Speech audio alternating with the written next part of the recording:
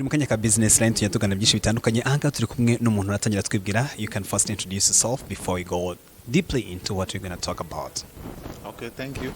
My name is Lionel Nathan Bopley, a Liberian residing in Rwanda, at the same time going to school, doing business. It's a kind of a strenuous job.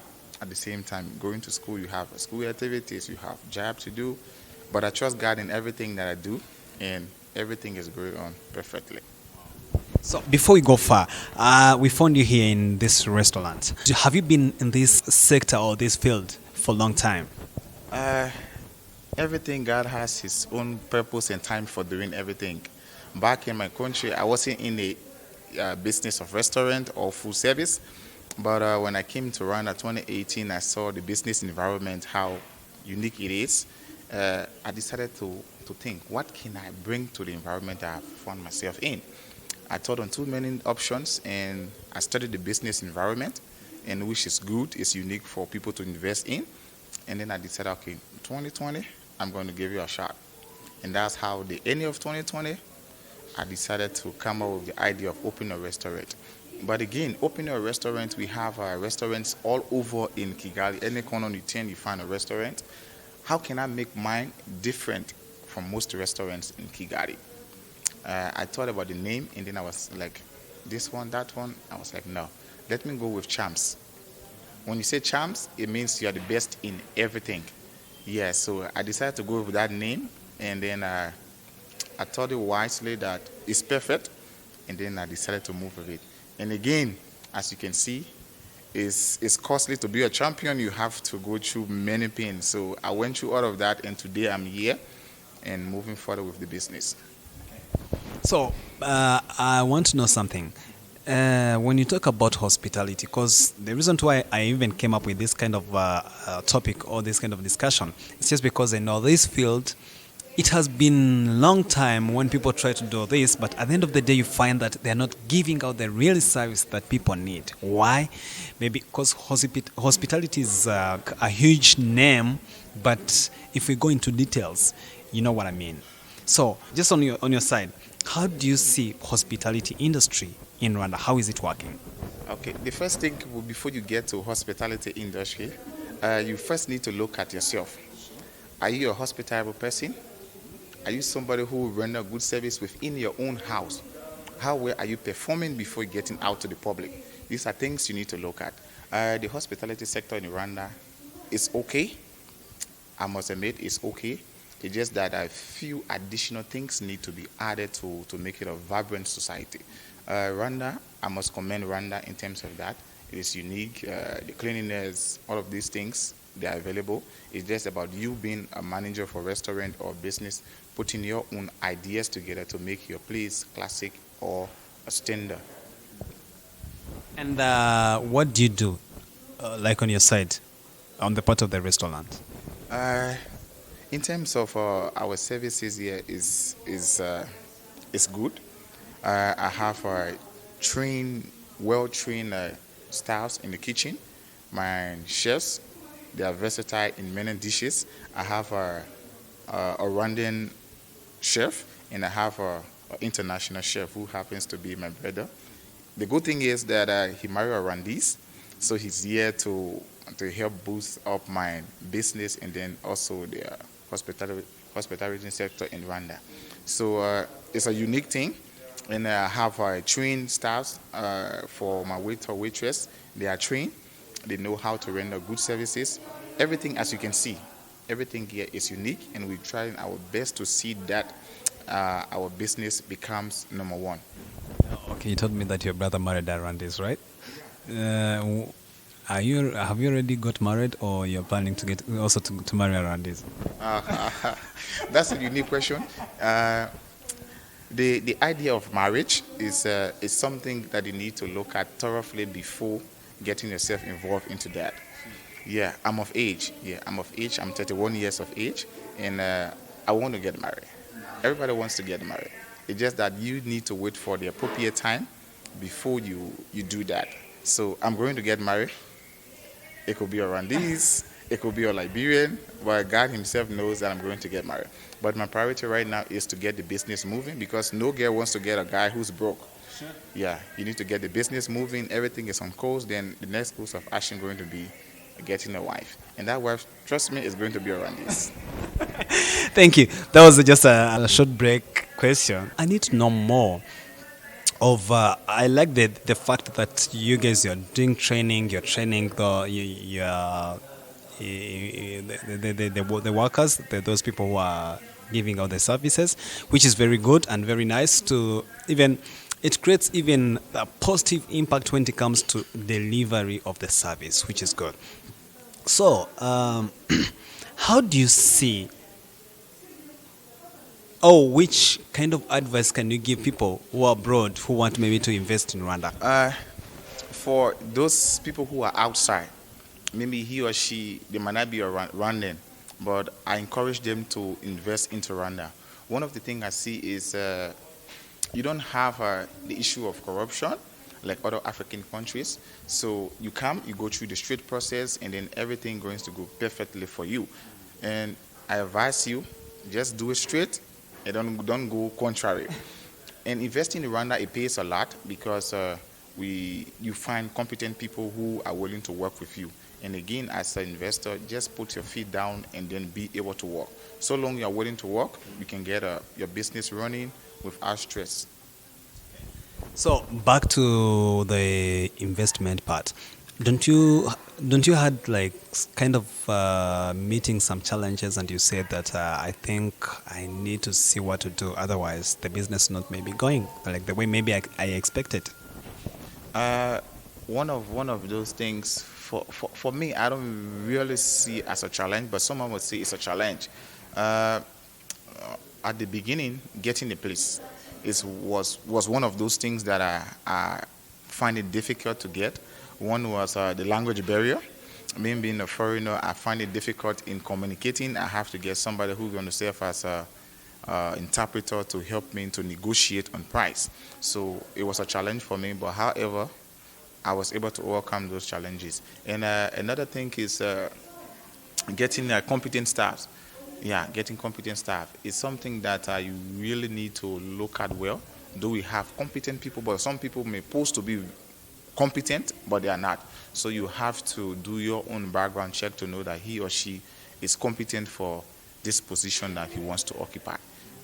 Now let's go to Champs Restaurant as a brand, a big brand. What I've seen, you guys, you have a nice place. That's what I can that's my comment. Second, I like the way you guys, the time we entered, the protocol part and all that. Oh, that's good. But I need to know, if they talk about the uniqueness of Champs, what can someone understand? Okay. In terms of uniqueness, I can name many things that makes my restaurant different from most restaurants. The building itself, the infrastructure is unique. And when you outside, you see the infrastructure, you know it's a unique place. Next thing, when you enter inside, you look at how well my seats are arranged, the furniture that I'm using inside, they are all perfect. Then you comes to the staffs. I have beautiful girls, good-looking gentlemen to offer services to people. Then you get to the kitchen. I have professional staffs that are going to prepare healthy meal for you, because your health, customer health, is my concern. Sure. I don't want to prepare something that is going to affect your health.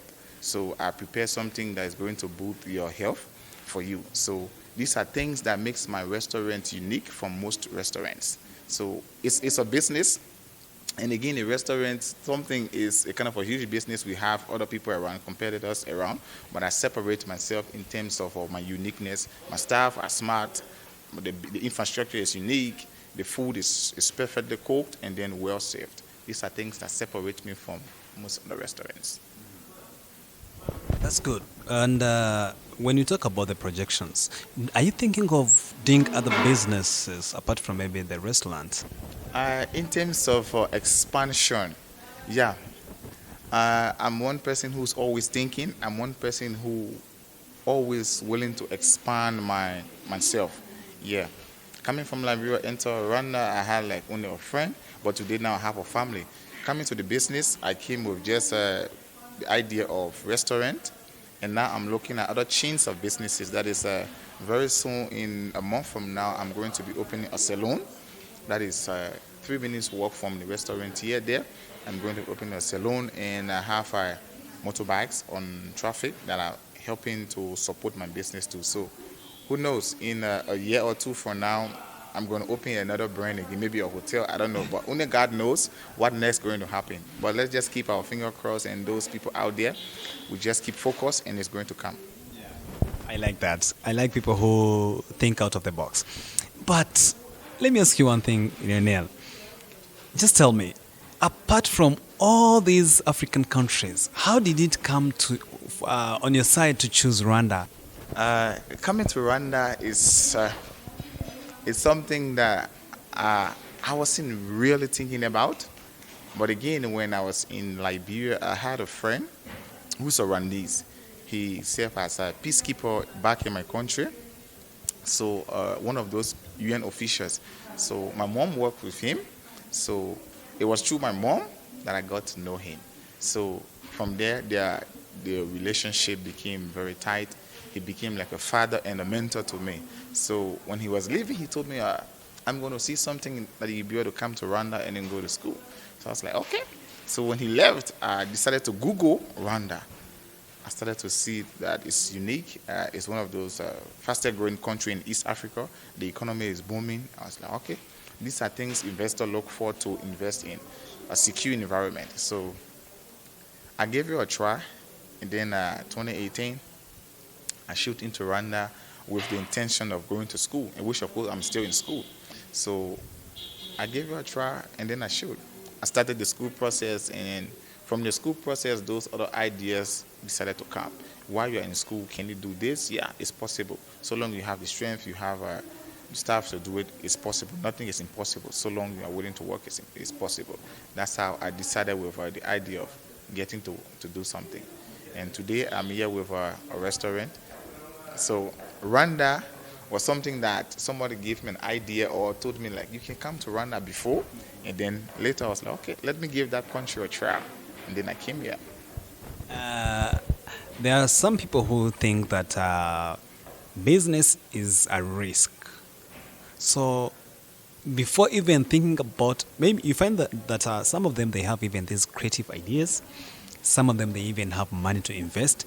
But they have this fear like, hey, my friend, you've left work. You're going to do the business.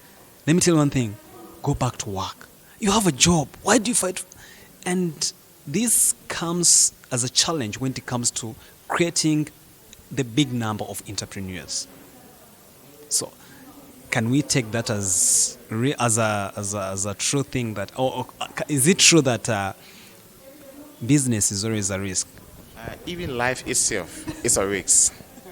Everything in life is a risk. The fact that you left your house, you went to school, you graduated with your BSc or your master, it's a risk you are taking. It's possible you get a job, and it's possible you don't get a job. So everything is a risk. One thing I encourage everybody is to have a set mind, a set goal. Though he or she told me that this is a risk, but I can be able to do it and disprove them that this thing can work. So coming, it was a challenge. My mom was like, you don't know anybody in Rwanda, you are going to Rwanda. I'm like, yeah, I'm going to survive. Today I enter Rwanda, I took the risks, I enter Rwanda. I have a family in Rwanda. Not even family, but families in Rwanda that count on me, that I count on them also. And today I'm surviving. So for those who wants to invest into businesses, just be positive. Don't have those negative thoughts that I'm going to fail in my business. Right now, I tell you, this is going to be a big brand. I'm not thinking about those other smaller restaurants. I'm looking at the bigger brand in Rwanda, like Camellia or like Kanabira. Those are people that I want to rub shoulder with. That is in terms of I want to compete with them. So I'm not looking at the smaller ones. I'm taking the risks, and I know I'm going to succeed. So that's it. So you mean you have to have a focus, one, from what I've heard from you. You have to get focused. You have to have like aims and objections of what you're doing, and also you have to have like hope in you that you're gonna make it. Let me ask you one thing. Do you have any social media platforms? You know, some people, they even need to know more about your packages, what you give out. Do you have like some social media platforms that where if I want to contact you, I can get where I can find you? Okay. For now, like I said, this is a new thing. I opened on the 18th of January to the public. On the 19th, we had lockdown for 2 weeks, so I was not in operation. I begin on Monday. So everything comes gradually. Right now, I have the Instagram account and I have the business WhatsApp account. Those are the two I have right now. And in the background, my junior brother, he's working on it to open a page on Google that you can be able to go on Google and put in Champs Restaurant, and then you'll be able to find the restaurant. You look at the menu online, everything. I'm thinking of opening a YouTube channel, but it's a process also. So everything comes gradually. So I'm working on that. Okay, thank you so much for your time, Lionel. Before we end the conversation that we are having or the interview, I would love to hear also from you. I think you have a lot of message. You have a message you want to give out to the viewers, whoever is watching CHAPA right now. Firstly, I want to be grateful to God for where I've reached today, and also to my brother Richard Johnson, who happens to be one of the main financiers of this business, and my brother in the kitchen too, Wes, who married Rwandese. He too is very instrumental when it comes to the kitchen. Like every business is, the kitchen is the nucleus of that business. Yeah, especially for restaurant, the kitchen is the nucleus of a restaurant. And also to my staff, they are very, very helpful. They have guided me in the process of doing things that going to uplift the restaurant. And also to those who wants to invest out there, take the risks. I tell you, take the risks. Don't be deterred by what people say. Take the risks. And this is a Valentine's season. To the single people, feel free. Get the flyers of Charm Restaurant, call, and then we're going to prepare a meal. For those people who are couple married people, you can also call us, and then we're going to prepare a meal for you. Then we deliver at your doorstep. So thank you very much. Okay. We've been talking about Champs Restaurant. We've been talking about more in the projections you have, all that. But people need to know where Champs Restaurant is located, the location. Okay. That's a good thing you may mention of the location of Champs Restaurant, which is good. We are situated directly opposite Kigali International Airport. It's going to be somehow a bit difficult, but I don't think it's difficult.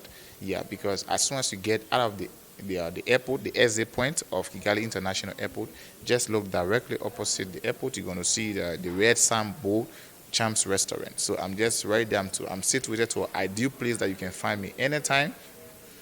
Call us anytime, and then we can deliver your meal. Thanks for your time. Thank you very much for the interview. I appreciate it so much.